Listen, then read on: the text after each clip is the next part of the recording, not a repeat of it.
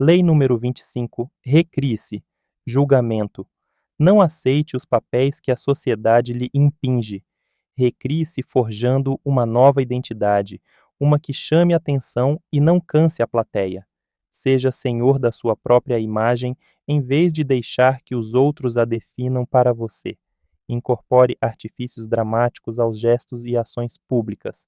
Seu poder se fortalecerá e sua personagem parecerá maior do que a realidade. A lei observada. 1. Júlio César fez a sua primeira marca significativa na sociedade romana em 65 a.C., quando assumiu o cargo de aedile, o oficial encarregado da distribuição de grãos e dos jogos públicos. Ele estreou na opinião pública organizando uma série de espetáculos muito oportunos: caçadas a animais selvagens, espetáculos extravagantes com gladiadores, concursos de teatro. Em várias ocasiões, ele pagou do seu próprio bolso esses espetáculos. Para o homem comum, Júlio César estava indelevelmente associado a estes eventos que o povo adorava. À medida que foi ascendendo até o posto de cônsul, sua popularidade entre as massas foi a base para o seu poder. Ele tinha criado para si mesmo a imagem de ótimo empresário de espetáculos para o público.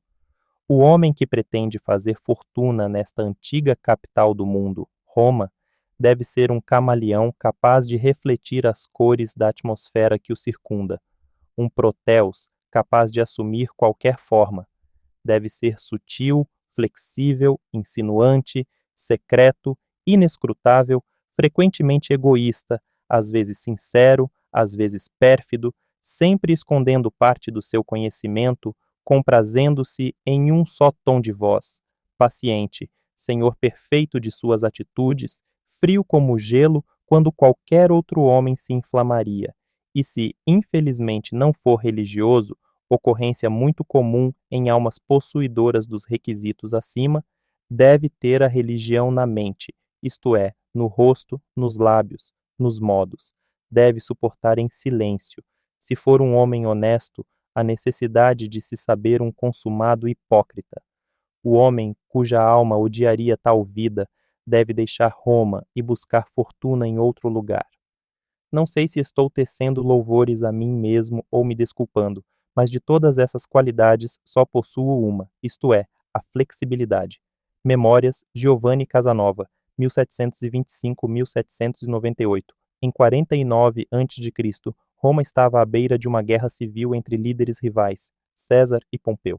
No auge da tensão, César, viciado em teatro, foi assistir a uma apresentação e depois, pensativo, ficou vagando na escuridão do seu acampamento às margens do Rubicão, rio que divide a Itália da Gália, onde estava em campanha. Atravessar o Rubicão com seus soldados de volta para a Itália significaria deflagrar uma guerra com Pompeu. Diante da sua equipe, César discutia os dois lados da questão, formando as opções como um ator no palco, um precursor de Hamlet. Finalmente, dando um fim a este solilóquio, ele apontou para uma visão aparentemente insignificante à margem do rio, um soldado muito alto tocando a sua trombeta e depois atravessando a ponte sobre o Rubicão, e pronunciou: aceitemos isso como um sinal dos deuses e sigamos até onde eles acenam, vingando-nos de nossos inimigos hipócritas. A sorte está lançada. Tudo isto ele falou num tom portentoso e dramático, gesticulando em direção ao rio e olhando firme para seus generais. Ele sabia que esses generais ainda estavam indecisos, mas a sua oratória os convenceu pela dramaticidade do momento e a necessidade de aproveitar a ocasião. Um discurso mais prosaico não teria surtido o mesmo efeito. Os generais aderiram à sua causa. César e seu exército cruzaram o Rubicão e no ano seguinte venceram Pompeu. E César foi ditador de Roma. Na guerra, César sempre representou com prazer o papel de protagonista. Era um cavaleiro tão hábil quanto qualquer um dos seus soldados e se orgulhava de superá-los na bravura e na resistência. Ele entrava na batalha montado no cavalo mais forte, para que seus soldados o vissem no meio deles, incentivando-os, posicionando-se sempre no centro, símbolo divino de poder e modelo a ser seguido. De todos os exércitos de Roma, o de César era o mais dedicado e fiel. Seus soldados, como os plebeus que assistiam aos seus espetáculos circenses, identificavam-se com ele e com a sua causa. Depois da derrota de Pompeu, os espetáculos se tornaram ainda mais grandiosos. Nunca se viu nada igual em Roma. As corridas de bigas se tornaram ainda mais espetaculares, as lutas de gladiadores mais dramáticas, enquanto César encenava combates mortais entre a nobreza romana. Ele organizava enormes batalhas navais simuladas num lago artificial. Peças de teatro eram representadas em todos os pátios romanos. Um novo teatro gigantesco foi construído descendo dramaticamente a rocha Tarpeia. Multidões de todo o império afluíam a esses eventos. As estradas de Roma ficavam repletas de tendas de visitantes. E, em 45 a.C., escolhendo o momento certo para a sua entrada triunfal na cidade, César trouxe Cleópatra para Roma depois da sua campanha no Egito e encenou espetáculos ainda mais extravagantes. Estes eventos não eram só um artifício para distrair as massas, eles melhoravam extraordinariamente o conceito do público sobre o caráter de César e o tornavam maior do que realmente era. César era senhor da sua imagem pública, à qual estava sempre atento. Ele aparecia diante das multidões vestido com mantos vistosos cor de púrpura. Ninguém o superava. Era notoriamente vaidoso da sua aparência, e dizia-se que um dos motivos de gostar tanto de ser homenageado pelo Senado e pelo povo era que nessas ocasiões podia usar uma coroa de louros que lhe disfarçava a careca. César era um orador magistral, sabia dizer muito falando pouco, intuía o momento certo de terminar um discurso, jamais deixava de incorporar um elemento de surpresa às suas aparições públicas, algum pronunciamento espantoso que acentuava a sua dramaticidade. Imensamente popular entre o povo romano, César era odiado e temido por seus rivais. Nos idos de março, 15 de março do ano 44 a.C., um grupo de conspiradores liderados por Brutus e Cássius o cercaram no Senado e o mataram a facadas. Mesmo morrendo, ele manteve o seu senso dramático. Erguendo a parte de cima da túnica, ele soltou a parte de baixo, de modo a deixá-la cair sobre as pernas para morrer coberto e decente. Segundo o historiador romano Suetônio, suas últimas palavras ao velho amigo Brutus, que ia lhe dar o segundo golpe, foram em grego e como se ensaiadas para o final de uma peça. Até tu, meu filho, interpretação. O teatro romano era um acontecimento para as massas, assistido por multidões inimagináveis hoje em dia. Acotovelando-se em enormes auditórios, a plateia se divertia com comédias grosseiras ou se emocionava com grandes tragédias. O teatro parecia conter a essência da vida, na sua forma concentrada, dramática. Como um ritual religioso, o teatro tinha um apelo muito forte e instantâneo para a plebe. Júlio César foi talvez a primeira figura pública a compreender o elo vital entre poder e teatro. Isto porque tinha um interesse obsessivo pela arte dramática. Ele sublimou esse interesse tornando-se, ele mesmo, ator e diretor no palco mundial. Ele dizia suas falas como se fosse um texto, gesticulava e se movia no meio da multidão, pensando sempre na impressão que estava causando na plateia. Incorporava ao seu repertório o elemento surpresa, dando dramaticidade aos seus discursos, encenando suas aparições em público. Seus gestos eram suficientemente amplos para o homem comum compreendê-los na mesma hora. Ele se tornou imensamente popular. César passou a ser o ideal de todos os líderes e pessoas de poder. Como ele, você deve aprender a ampliar suas ações com técnicas dramáticas que acrescentem elementos como surpresa, suspense, simpatia e identificação simbólica. Como ele também, você deve estar constantemente atento à sua plateia, ao que vai lhe agradar ou não. Você deve procurar ficar no centro, chamar atenção e não se permitir ser colocado em segundo plano, custe o que custar. A Lei Observada. 2. No ano de 1831, uma jovem mulher chamada Aurore Dupin du Devant largou o marido e a família na província e se mudou para Paris. Queria ser escritora. O casamento, segundo ela, era pior do que uma prisão, pois não lhe dava tempo nem liberdade para fazer aquilo de que mais gostava. Em Paris, ela estabeleceria a sua independência e ganharia a vida como escritora. Assim que chegou à capital, entretanto, Dudevant se deparou com a dura realidade.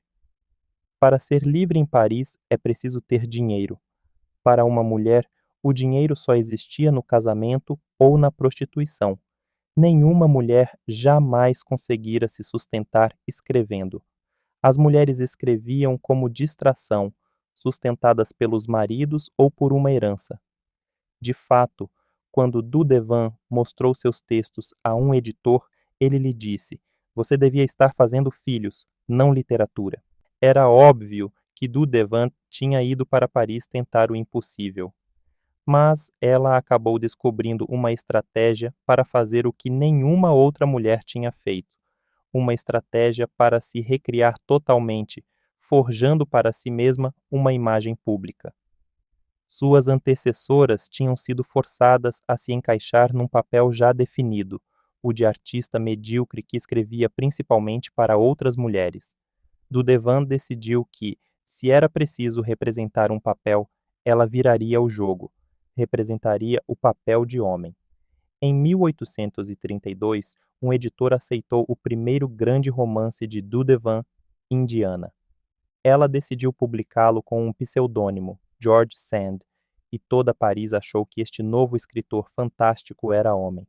Dudevant, antes de criar George Sand, já usava roupas masculinas às vezes. Ela sempre achou que as camisas e as calças de montaria dos homens eram mais confortáveis. Agora, como figura pública, ela exagerou a imagem.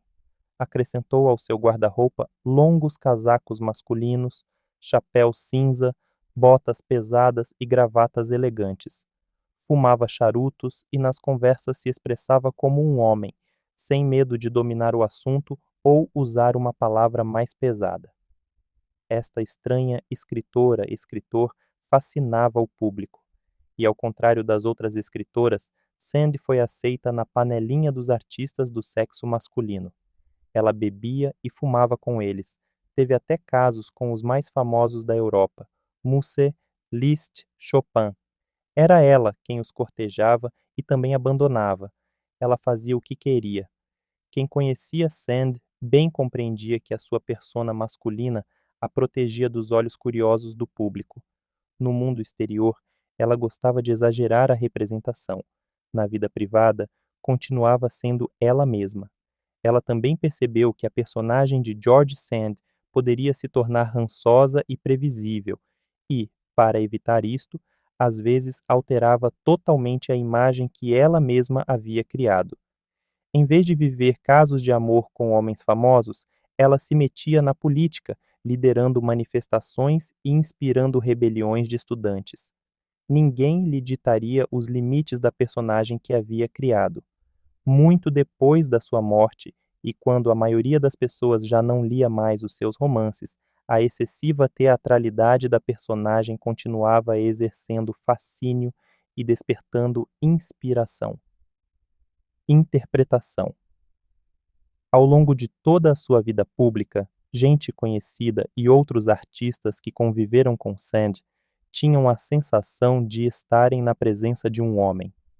Mas aos seus diários e aos amigos mais íntimos, como Gustave Flaubert, ela confessava que não tinha nenhuma vontade de ser homem e que estava representando um papel para consumo do público. O que ela realmente desejava era o poder de definir sua própria personagem. Ela não aceitava os limites impostos pela sociedade, mas ela não conquistou esse poder sendo ela mesma.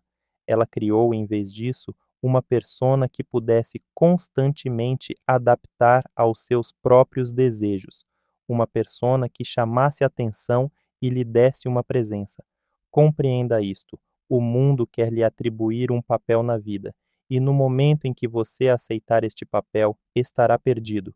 O seu poder se limita apenas àquela minúscula porção consignada ao papel que você escolheu ou foi forçado a assumir. Um ator, pelo contrário, representa vários papéis. Goze deste poder multiforme, mas se isso não for possível, forge pelo menos uma nova identidade criada por você mesmo, sem os limites definidos por um mundo invejoso e ressentido. Esta é a rebeldia de Prometeu. Você se torna responsável por sua própria criação. A sua nova identidade o protegerá do mundo exatamente porque não é você. É uma roupa que você veste e depois tira. Não precisa levar as coisas para o lado pessoal, e a sua nova identidade o distinguirá, lhe dará uma presença dramática. Quem estiver lá na última fila poderá ver e ouvir você. Os da primeira fila ficarão maravilhados com a sua ousadia. Socialmente, não se comenta que um homem é um grande ator. Não se está dizendo que ele sente, mas que é ótimo simulador, embora não sinta nada. Denis Diderot, 1713-1784. As chaves do poder. A personalidade que lhe parece inata não é necessariamente você. Além das características herdadas, seus pais, amigos e colegas ajudaram a moldá-la. A tarefa prometeica do poderoso é a de assumir o controle do processo, não deixar mais que os outros tenham essa capacidade de limitá-la e moldá-la. Recrie-se como um personagem de poder. Esculpir você mesmo em um bloco de argila deve ser uma das tarefas mais importantes e agradáveis da sua vida.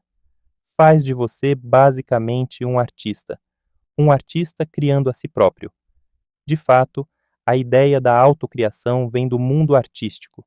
Durante milhares de anos, só os reis e os mais altos cortesãos eram livres para moldar a sua imagem pública e determinar a sua própria identidade. Da mesma forma, só os reis e os senhores mais ricos podiam contemplar a sua própria imagem na arte e conscientemente alterá-la. O resto da humanidade representava um papel restrito exigido pela sociedade e tinha pouca consciência de si mesma. Uma mudança nesta condição pode ser vista no quadro de Velázquez Las Niñas, feito em 1656. O artista aparece à esquerda na tela, de pé diante de uma tela que ele está pintando, mas de costas para nós, não podemos vê-lo. Ao seu lado está uma princesa, suas criadas e um dos anões da corte, todos observando-o trabalhar. As pessoas que posam para o quadro não estão diretamente visíveis, mas podem ser vistas em minúsculos reflexos num espelho na parede de trás. O rei e a rainha da Espanha, que devem estar sentados em algum lugar em primeiro plano, fora do quadro.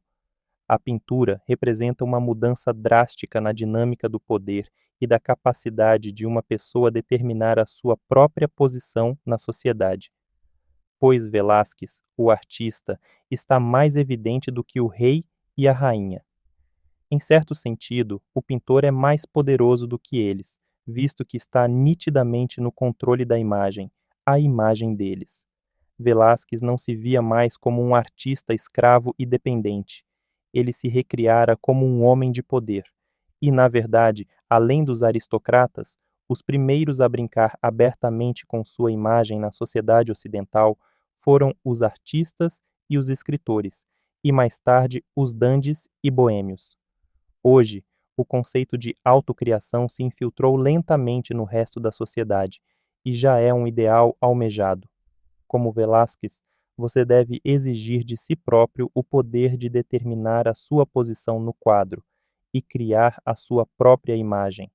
O primeiro passo no processo da autocriação é a autoconsciência, o estar consciente de si mesmo como ator e assumir o controle da sua aparência e das suas emoções. Como disse Diderot, o mau ator é aquele que é sempre sincero. As pessoas que estão sempre expondo a todos o que sentem são aborrecidas e constrangedoras. Apesar da sua sinceridade, é difícil levá-las a sério. Quem chora em público pode temporariamente despertar simpatia, mas a obsessividade dessas pessoas transforma logo a simpatia em desdém e irritação. Elas choram para chamar atenção, é o que achamos, e um lado malicioso em nós não quer lhes dar essa satisfação. Os bons atores se controlam mais. Eles podem fingir sinceridade e franqueza, podem simular uma lágrima e um ar compassivo se quiserem, mas não precisam sentir isso. Eles exteriorizam emoções de uma forma que os outros possam compreender. Representar segundo o método é fatal no mundo real. Nenhum governante ou líder seria capaz de representar esse papel se todas as emoções mostradas tivessem de ser reais. Portanto, aprenda a se controlar. Adote a plasticidade do ator, que consegue expressar no rosto as emoções necessárias. O segundo passo no processo da autocriação é uma variedade da estratégia de George Sand, a criação de uma personagem memorável que chame atenção, que se erga acima dos outros atores no palco. Este era o jogo de Abraham Lincoln. O homem simples do campo era um tipo de presidente que a América nunca tinha tido, mas que ficaria encantada em eleger. Embora muitas destas qualidades lhe fossem naturais, ele as representava. O chapéu, as roupas, a barba. Nenhum presidente antes dele usou barba. Lincoln também foi o primeiro presidente a usar fotografias para divulgar a sua imagem, ajudando a criar o ícone do presidente simples.